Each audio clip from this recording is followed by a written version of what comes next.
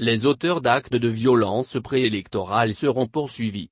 Le président de la République a été ferme là-dessus après sa visite aux militaires blessés dans ces tristes événements. Selon Patrice Talon, on a atteint des proportions inacceptables de violence dans la République. De ce fait, il promet de tout faire pour que cela ne se répète plus jamais. En effet, face aux badauds armés dans le but d'entraver le scrutin du 11 avril, les forces de défense et de sécurité ont entrepris d'assurer la sécurité des citoyens d'une part, et une élection paisible d'autre part. Malheureusement, elles ont subi des tirs nourris des assaillants.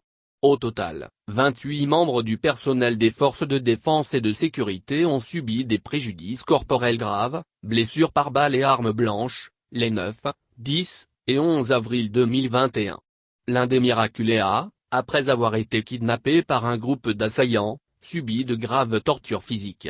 La plupart des soldats ayant gardé de graves séquelles ont subi des opérations d'extraction de balles dans le cou, dans le visage, de la chirurgie réparatrice et un accompagnement psychologique.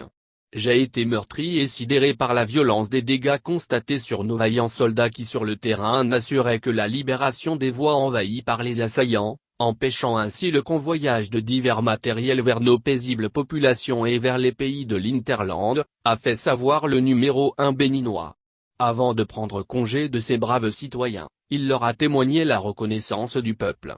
Chers soldats, recevez à travers ma voix, la reconnaissance du peuple entier, nous sommes fiers de votre courage et de votre bravoure. Tout sera mis en œuvre pour que chacun de vous recouvre rapidement la santé, a indiqué le chef de l'État très affecté par l'impact des dégâts causés sur le personnel des forces de défense et de sécurité.